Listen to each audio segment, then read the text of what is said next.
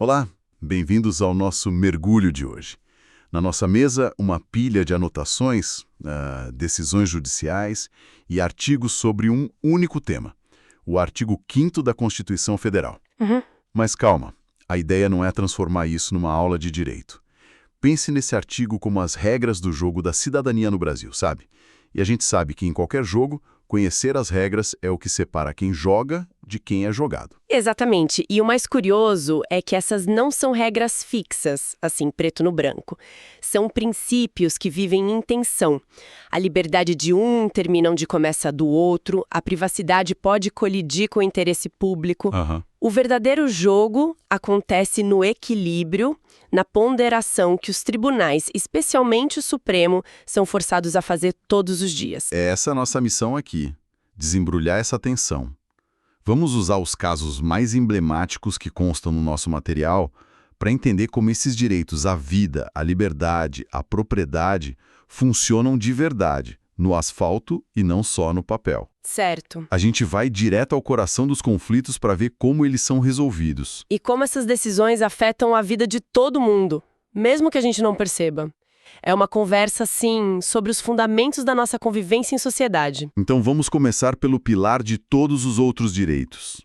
O direito à vida. À primeira vista parece simples, né? É o direito de não ser morto. Mas as fontes que temos aqui sugerem que o buraco é bem mais embaixo, não é? Muito mais. O STF já deixou claro que o direito à vida não é só sobre o ato de respirar, mas sobre ter uma existência com um mínimo de dignidade. 2 casos do nosso material ilustram isso perfeitamente. Certo. Um deles foi a decisão sobre a interrupção da gravidez de fetos anencéfalos.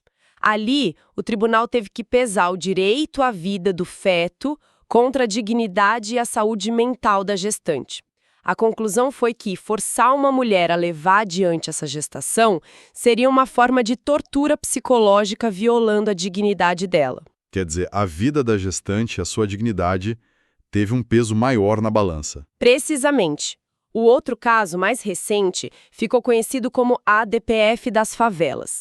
A decisão não apenas criticou a alta letalidade das operações policiais no Rio de Janeiro, mas exigiu que o Estado apresentasse um plano concreto para reduzi-la. Então a grande virada de chave aqui é que o direito à vida na Constituição não é só sobre o Estado não te matar. É sobre o Estado ter o dever de criar condições para uma vida digna e, mais que isso, te proteger ativamente. Isso Isso muda completamente o jogo. nos leva direto para o segundo pilar, a igualdade. A frase "todos são iguais perante a lei" é linda, mas, todo mundo sabe que, na prática, o ponto de partida de cada um é diferente. É o famoso alguns são mais iguais que os outros. Como o direito lida com isso? A solução que os tribunais encontraram foi diferenciar a igualdade formal, essa do texto da lei, da igualdade material. A igualdade material é o reconhecimento de que, para que as pessoas sejam verdadeiramente iguais, às vezes é preciso tratá-las de forma diferente. Entendi. É a ideia de dar mais a quem precisa de mais para equalizar as oportunidades, sabe? As ações afirmativas, como as cotas raciais em universidades e concursos, são o exemplo mais claro disso. O STF validou essas políticas exatamente com esse argumento. Elas não ferem a igualdade, pelo contrário, são uma ferramenta para alcançá-la na prática. Corrigindo desigualdades históricas. Isso. Certo. Passamos pela vida e pela igualdade.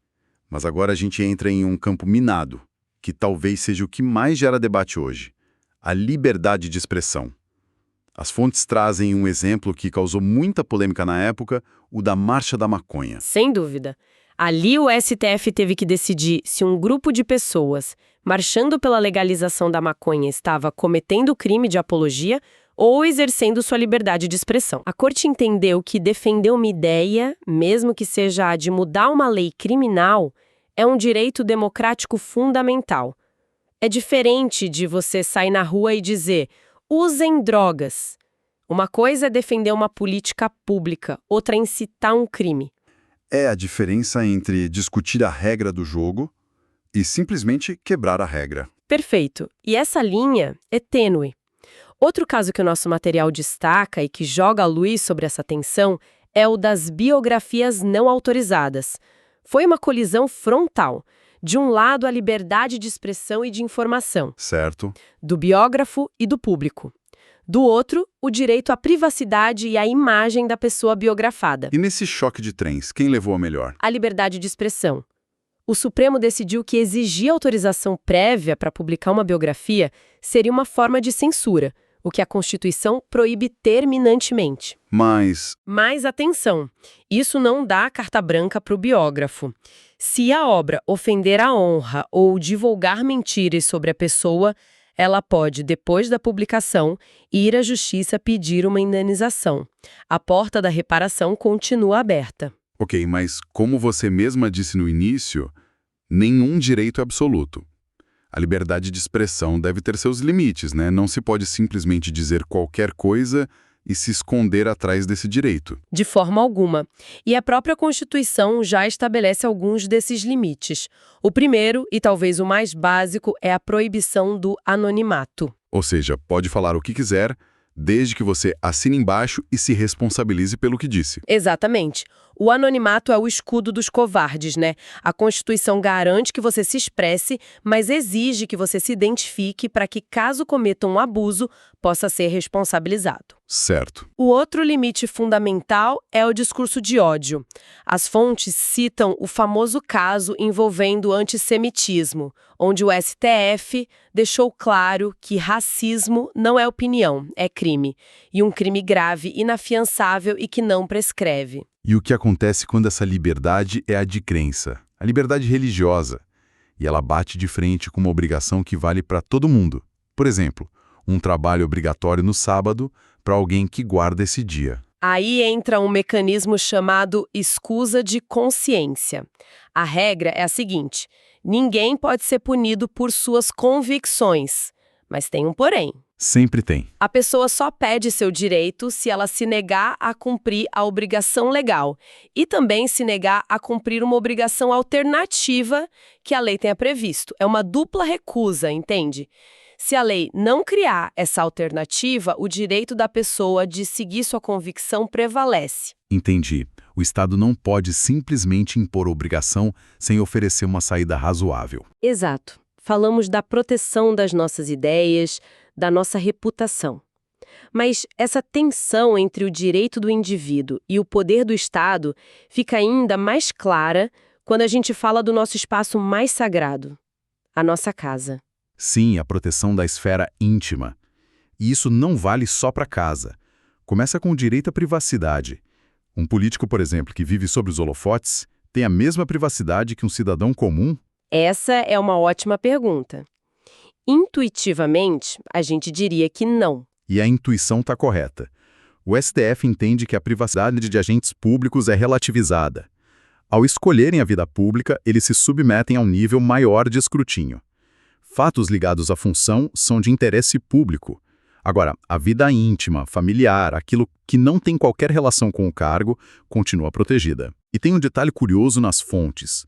Quando um servidor público é ofendido no exercício da função e pede uma indenização, o STF diz que o valor deve ser módico, ou seja, mais baixo. Por quê? A lógica é que o agente público, pela natureza do seu trabalho, está mais exposto à crítica, até mesmo à crítica ácida. Faz parte do jogo democrático. Isso não significa que ele não tenha honra a ser protegida, mas a resposta do judiciário a uma ofensa tende a ser mais contida. Entendi. E é interessante notar que essa proteção à honra não é exclusiva de pessoas físicas. Uma empresa também tem honra e imagem a zelar. O STJ tem uma súmula clara sobre isso. Pessoa jurídica pode sofrer dano moral. Certo. E essa moderação e esse equilíbrio também valem para o espaço físico. Porque quando se trata da nossa casa, a Constituição parece ser bem menos moderada. Ela é taxativa. A casa é asilo inviolável. A Constituição estabelece em que situações elas podem ser abertas à força. Sem mandado judicial e a qualquer hora, só em 4 hipóteses.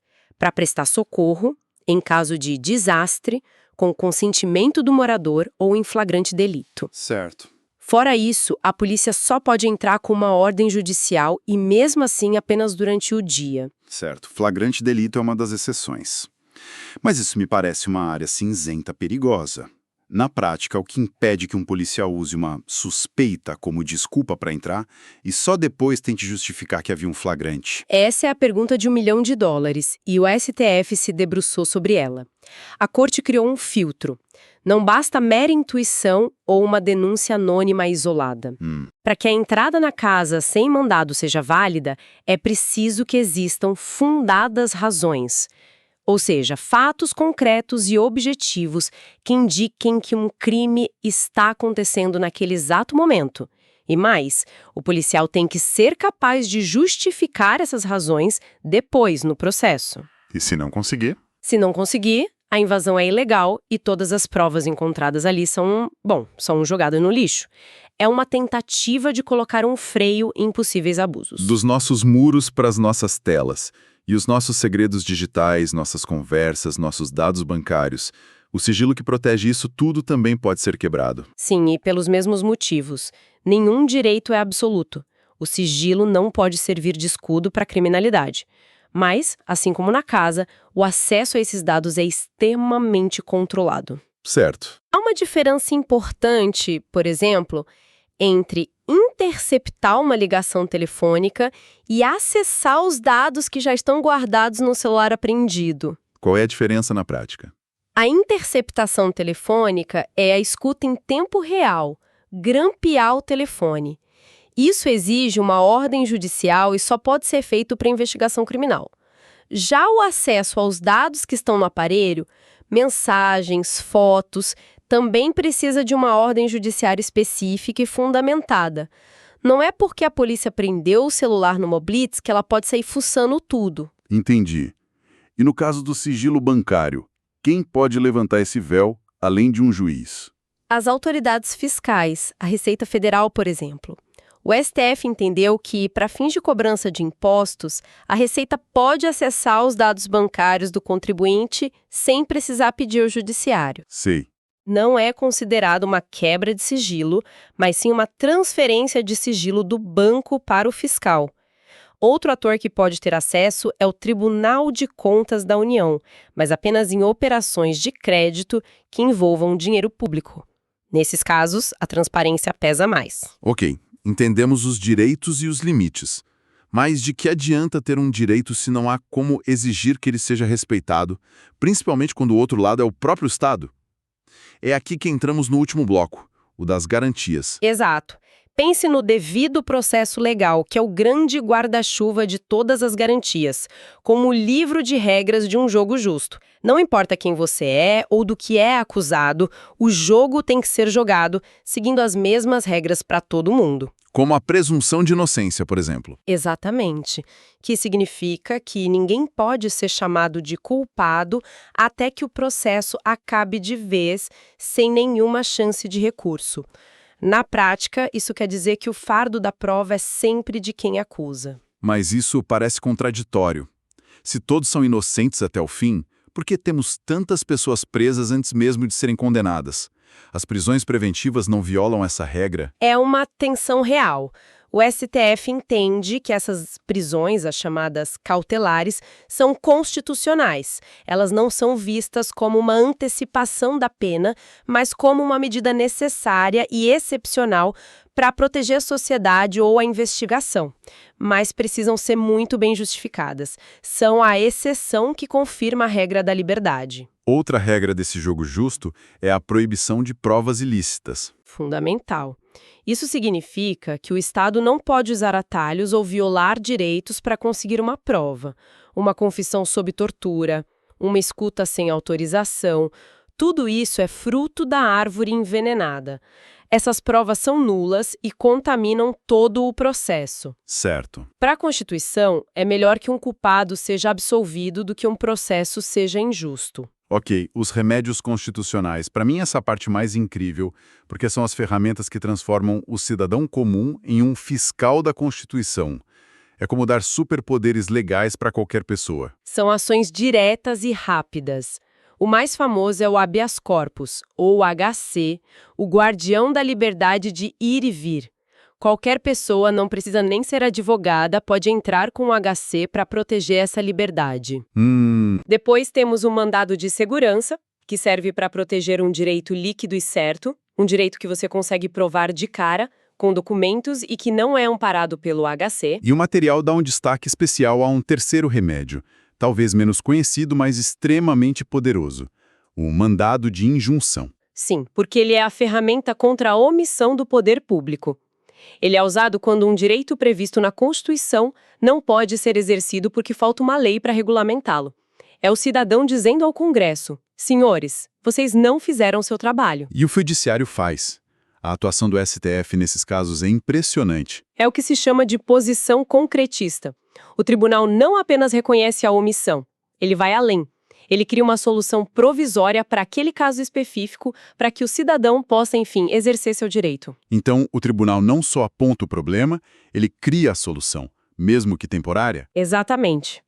O exemplo clássico é o direito de greve dos servidores públicos. Está na Constituição, mas até hoje não existe uma lei específica.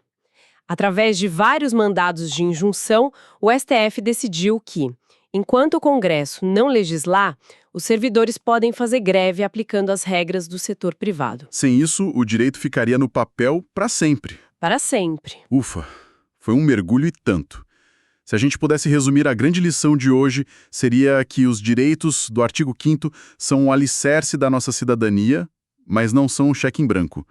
Viver em sociedade é um exercício constante de equilibrar pratos, né? Pois é. E talvez o mais importante: entender as exceções, os limites e as ferramentas de defesa é tão crucial quanto conhecer as regras gerais do jogo. Perfeitamente colocado. E para deixar uma última provocação, vale lembrar de um trecho do próprio artigo 5º. Ele diz que os direitos listados ali não excluem outros que venham dos princípios da Constituição ou de tratados internacionais. É um sistema aberto em evolução. Certo.